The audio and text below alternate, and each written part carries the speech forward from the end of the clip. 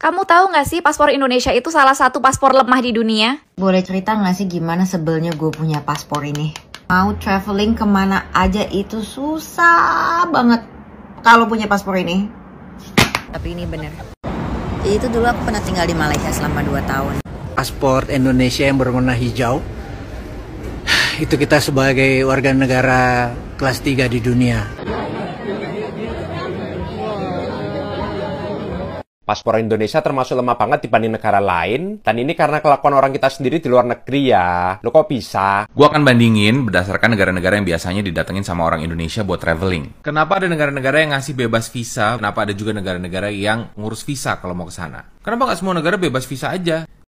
Parah sih guys, coba lihat paspor gue dimasukin ke dalam kotak besar, lalu digembok dan tidak bisa dibuka. Yang bisa buka hanya petugas imigrasi.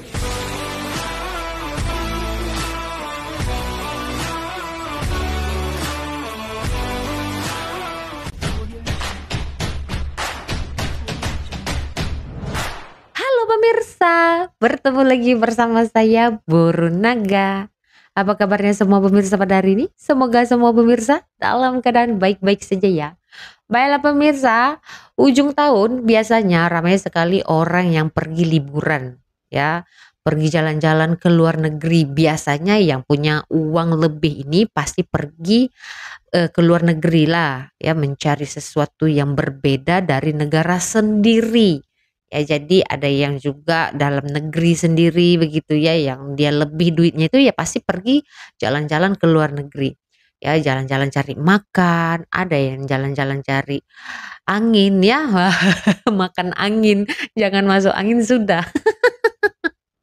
Jadi ya ada beberapa kendala ternyata yang dihadapi oleh pemegang paspor, yaitu paspor Indonesia.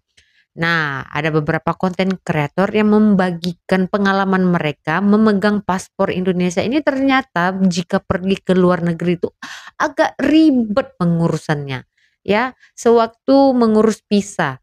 Ya, kita tahu ya kalau kita pergi ke luar negeri ada beberapa negara yang membuat ya peraturan harus menggunakan visa. Seperti halnya di Malaysia ini dengan Indonesia, bisa digunakan selama 30 hari. Biasanya tidak 30 hari sih, 28 hari itu harusnya sudah keluar macam itu ya. Nah, ternyata kalau pergi ke negara Eropa lebih ribet ternyata ya pemirsa. Jadi ya ini adalah beberapa perkongsian ya pengalaman daripada orang Indonesia sendiri yang memegang paspor Indonesia. Ya, tetapi mengalami kendala-kendala yang sangat ribet. Nah, kita dengar aja lah langsung. Jom. Kamu tahu nggak sih paspor Indonesia itu salah satu paspor lemah di dunia? Yang dimaksud lemah adalah saat kita bepergian ke luar negeri, kita itu perlu visa tambahan. Contohnya, saat kita mau pergi ke Korea Selatan, pemegang paspor Indonesia masih harus mengurus visa tambahan yang super ribet, bahkan juga harus masukin SPT. Sedangkan pemegang paspor Malaysia nggak perlu visa tambahan untuk masuk ke Korea Selatan. Boleh cerita nggak sih gimana sebelnya gue punya paspor ini? Mau traveling kemana aja itu susah banget kalau punya paspor ini. Well, it wasn't my first time actually. I went to Europe multiple times in the past. But yeah, the application always kills me every time. What makes it worse because I live in Japan right now. People are just having a really good passport, man. For example, my husband himself, he's a Japanese. I have a lot of friends who's Japanese as well. Probably they have 2 passports. Some people have 5 passports. I was borrowing office printer to print all of the documents because it was a lot. And then my colleague was just like, hey, what are you doing? Like, yeah, just try to apply visa. And then they were like, oh really, oh my god, I feel bad for you. So I just don't have that support system, you know. Maybe if I live in Indonesia it's gonna be different because I do have friends who's like suffering together with me, but no, I'm here alone, suffering alone, applying visa alone, feeling embarrassed alone. I don't know, I was just frustrated. As an Indonesian it sucks. It just sucks being Indonesian. Well, sometimes I feel like maybe I should change my nationality, but I don't know. Changing my nationality to Japanese is just not me. I don't even speak the language. Well, I think I can if I want to try, but I don't really try. I don't know. It's just for a different day. But yeah, I'm just so frustrated right now. That's it. Sad but true, tapi ini bener. Jadi itu dulu aku pernah tinggal di Malaysia selama 2 tahun. I was pretty naive and not that educated. And at that time I was talking about holiday plan and whatnot with my Malaysian friend. And then yeah, I just figured out that they don't need a visa for most of the places that they need to go. Jadi paspor mereka tuh peringkat 12 dan bisa akses 181 negara. Sedangkan paspor Indonesia ranking 67 dan bisa akses 76 negara. Bener gak sih? And I was like, lucky you. Oh my god, kita negara tetangga tapi kok nasib kita beda banget ya.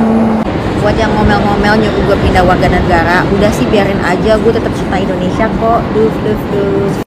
Gak apa-apa, kita emang lahir dengan privilege yang beda-beda. I'm just here to vent, to find my Indonesian buddies who are the same boat as me. Ya mungkin positifnya punya paspor yang lemah, kita tuh jadi sigap banget gitu kalau mau traveling. Cek expiration date, apakah paspor kita expirednya masih lama. Booking pesawat dari jauh-jauh hari, jadi suka dapat harga yang lebih oke. Booking hotel juga dari jauh-jauh hari, jadi ya mungkin kita dapat akomodasi option yang lebih oke. Mungkin. Ya udahlah, yang penting disyukurin aja prosesnya.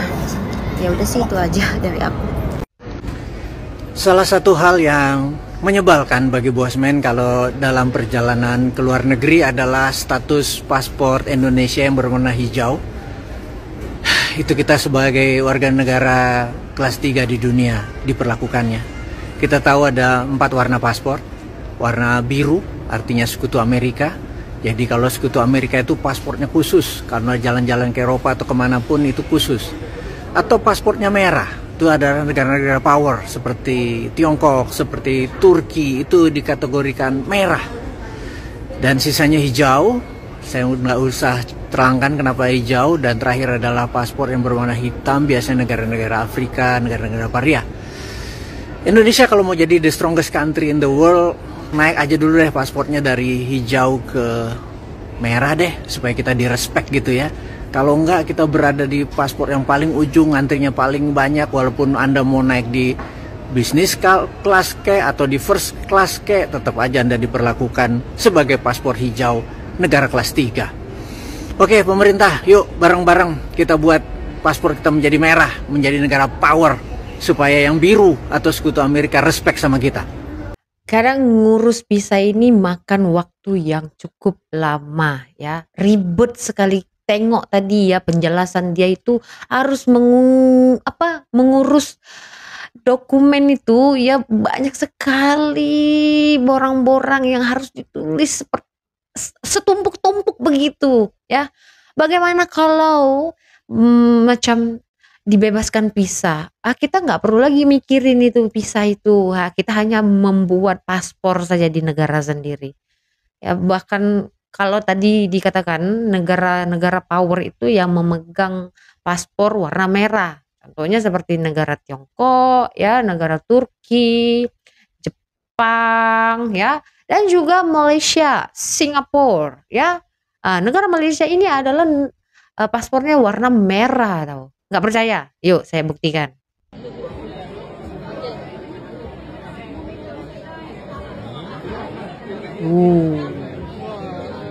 Nah, tuh ya.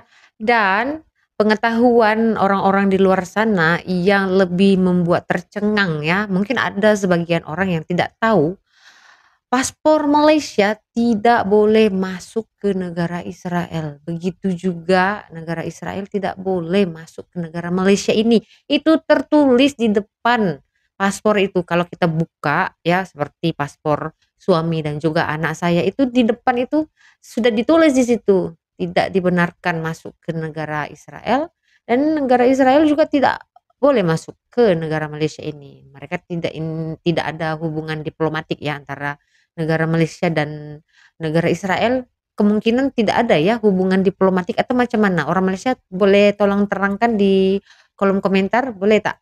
Mungkin saya tertinggal informasi atau salah dalam penerangan, boleh diperbetulkan ya di kolom komentar. Jadi menurut pemirsa semua, apa sih yang membuat paspor Indonesia ini menjadi lemah?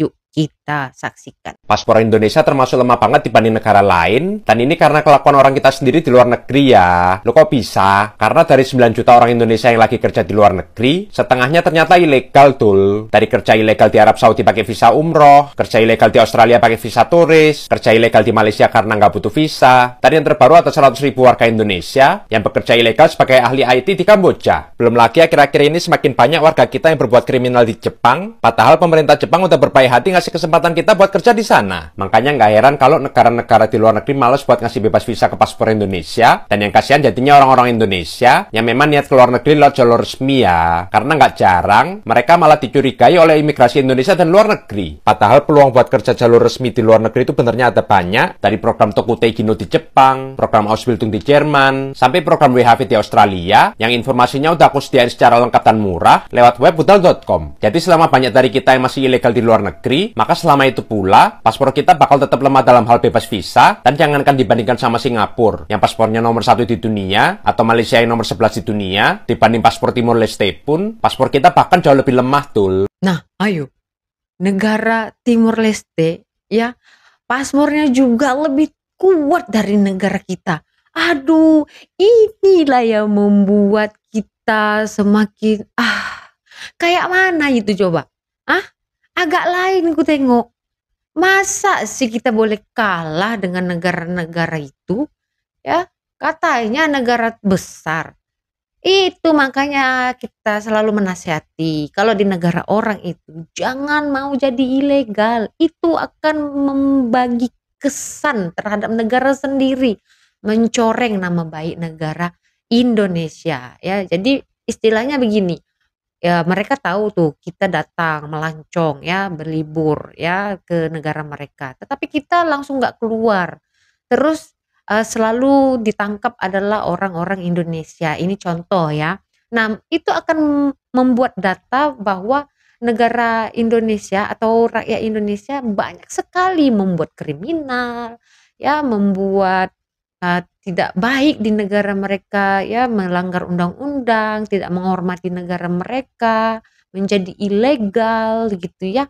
Ya itu akan didata, akan ditulis di data gitu. Sehingga kalau contoh macam 100% itu kalau 80% begitu kan kriminal daripada negara Indonesia yang orang-orangnya sudah buat begitu kan.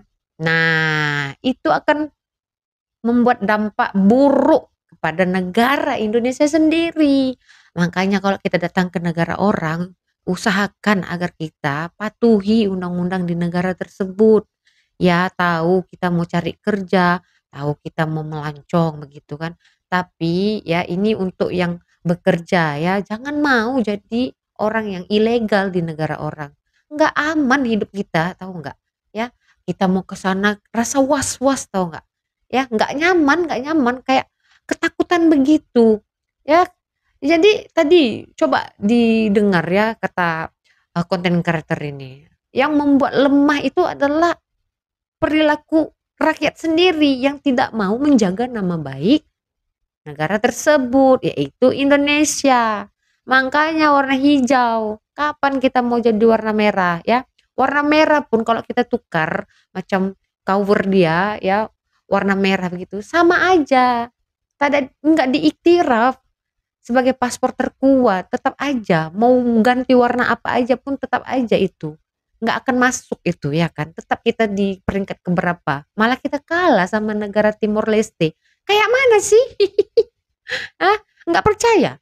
Saya buktikan ya bahwa ya negara Timor Leste tuh banyak sekali bebas visa untuk pergi ke negara-negara luar selain Malaysia dan juga Singapura. Kalau Singapura udah jelas ya kan, paspornya terkuat nomor 1 di dunia ya kan.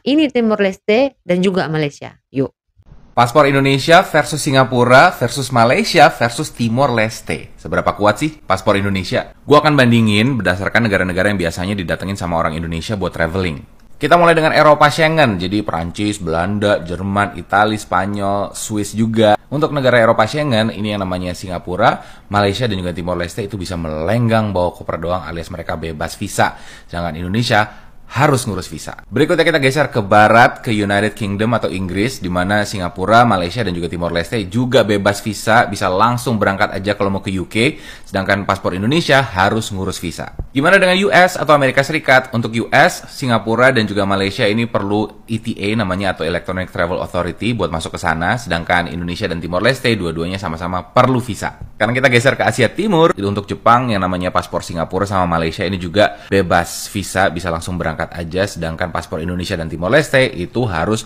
urus visa. Next, Korea Selatan, paspor Singapura dan juga Malaysia ini harus ngurus yang namanya ETA, sedangkan paspor Indonesia dan Timor Leste harus ngurus visa. Gimana? Lanjut negara lain nggak? Nah, mungkin ada nih ya yang berpikiran, apa sih gunanya visa?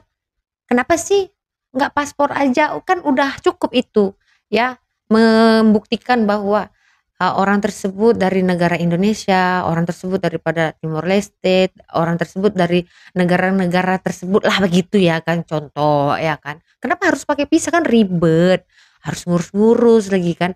Nah, visa itu sangatlah penting ya. Kenapa sih negara Indonesia masih sedikit sangat ya negara-negara dari luar yang memberikan atau membebaskan visa untuk negara Indonesia? Mau dengar? Kenapa dan kenapa? Yuk. Kenapa ada negara-negara yang ngasih bebas visa? Kenapa ada juga negara-negara yang ngurus visa kalau mau ke sana? Kenapa nggak semua negara bebas visa aja? Jadi, kebijakan bebas visa ini tuh adalah simbol kepercayaan sebuah negara terhadap negara lain. Jadi misalnya negara A nih udah percaya sama negara B, jadi biasanya dia akan ngasih bebas visa ke negara B. Begitu pula sebaliknya, kalau negara B percaya sama negara A, dia juga akan ngasih bebas visa ke negara A. Yang dianggap percaya itu seperti apa sih? Misalnya percaya kalau warga negaranya yang datang ke negara tersebut tuh bakalan taat sama durasi visa. Misalnya visa 30 hari ya 30 hari, selesai itu ya pulang gitu.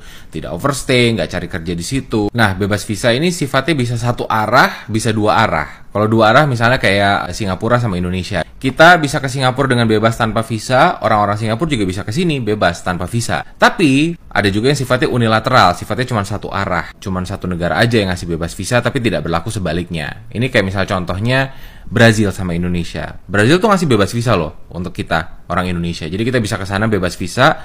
Tapi kalau orang Brazil mau ke Indonesia harus bayar yang namanya visa on arrival, jadi tidak bebas visa. Artinya nggak berlaku sebaliknya ya. Nah berikutnya, kenapa satu negara nggak ngasih bebas visa ke negara lain dan mensyaratkan harus ngurus visa gitu ya kalau si negara lain tersebut mau masuk ke negaranya. Jadi ini tuh ada banyak faktor. Ada faktor keamanan, kalau negara tersebut dianggap punya resiko keamanan yang tinggi, biasanya nggak akan dikasih tuh bebas visa. Terus juga persoalan ekonomi, kestabilan politik dalam negeri negara tersebut kayak gimana. Terus juga dilihat ini warga negaranya gimana sih, nanti kalau misalnya datang ke negara gue, kira-kira mereka bakal overstay nggak ya? Kira-kira mereka bakal menyalahgunakan visanya nggak ya? Yang harusnya cuma visa jalan-jalan, traveling, tapi dipakai buat kerja. Nah, itu yang jadi pertimbangan sebuah negara akhirnya tidak ngasih bebas visa ke negara lain. Makanya kita, orang Indonesia sering banget disuruh, kalau misalnya mau ke negara A, negara B, negara C harus ngurus visa dulu. Ya itu karena berarti negara kita belum dipercaya, Kak. Karena kita dianggap punya potensi atau resiko yang besar untuk, ya itu tadi, macam-macam gitu ya, untuk overstay, untuk pakai visa buat kerja dan lain-lain.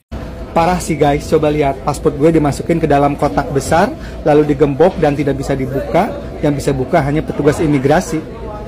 Seperti inilah treatment imigrasi Amerika Serikat kepada pemilik paspor warga negara Indonesia.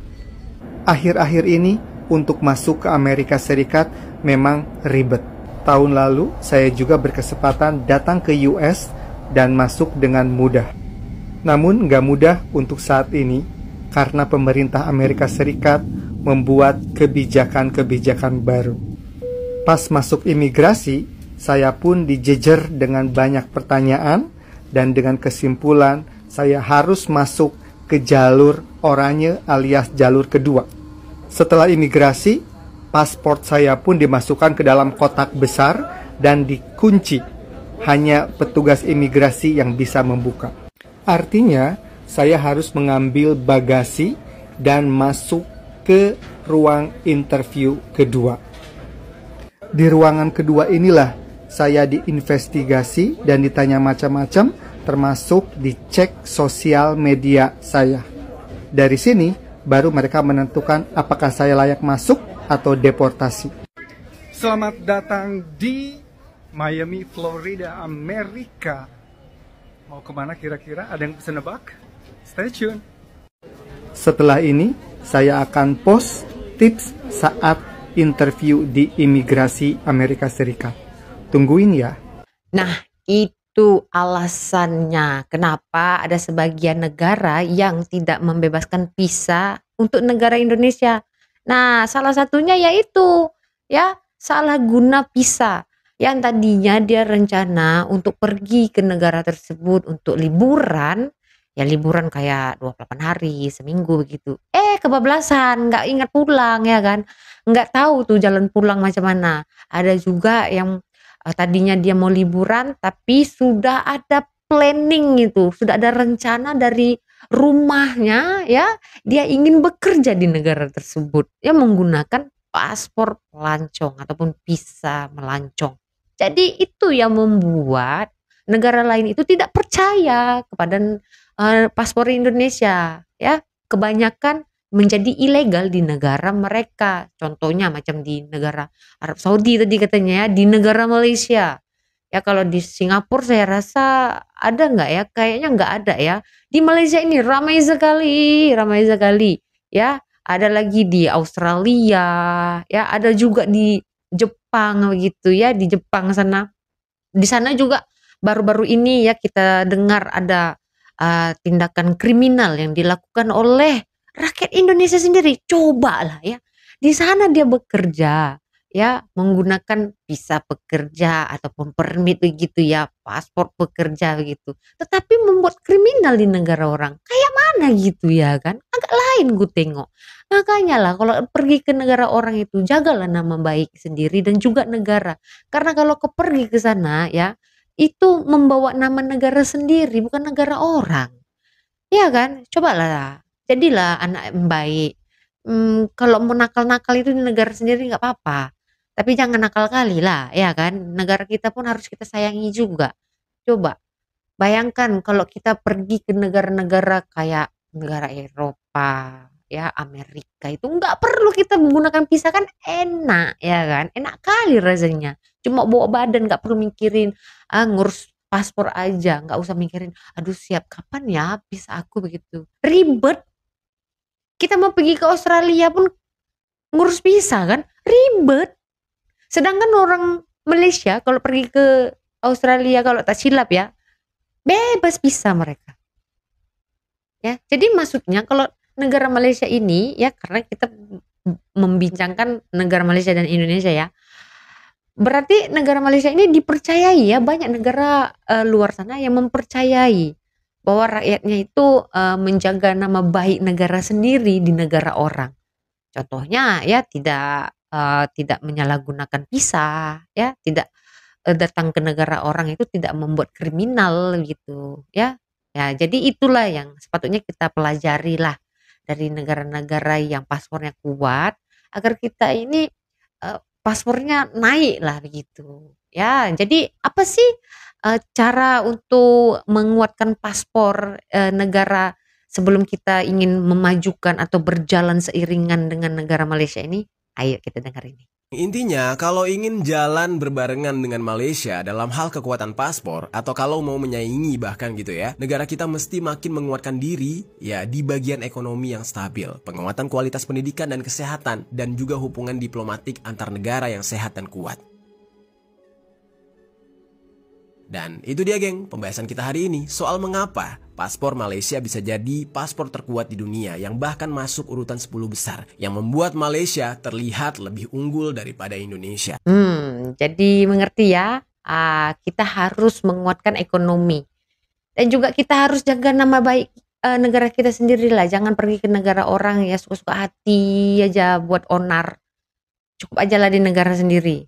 Ya, terkadang ya negara luar itu melihat negara sendiri ya, di dalam negara kita itu kayak ada kerusuhan, demo gitu ya. Itu juga mereka perhatikan itu sebenarnya, ya kan? Jadi itu kemungkinan bisa menjadi faktor juga ya lemahnya paspor Indonesia. Betul nggak? Kalau tak betul jangan marah ya. Menurut pemirsa coba apa sih ya yang menjadikan paspor di negara tersebut menjadi kuat?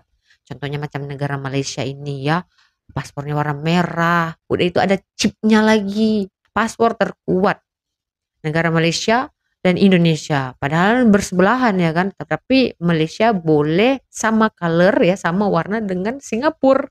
Yang Singapura adalah negara mempunyai paspor yang terkuat nomor 1. Wah.